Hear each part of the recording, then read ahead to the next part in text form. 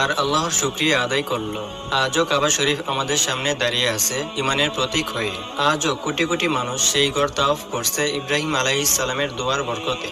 ঠিক এমনই এক ভয়ঙ্কর সাপের ঘটনা ঘটেছিল আল্লাহ তাআলার বিখ্যাত অলি আবুল হামিরের সাথে। আল্লাহর অলি আবুল হামির ছিলেন একজন শিকার প্রিয় মানুষ।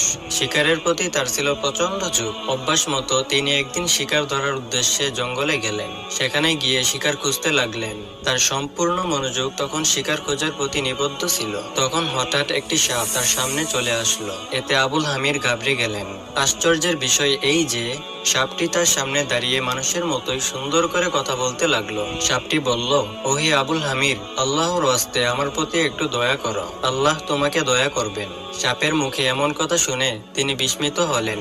মনে মনে বললেন, সাপ আবার কথা শিখলো কবে থেকে? তিনি সাপ দেখে ভিতরে ভিতরে আতঙ্কিত হলেও মুখে তা প্রকাশ না করে জিজ্ঞাসা করলেন,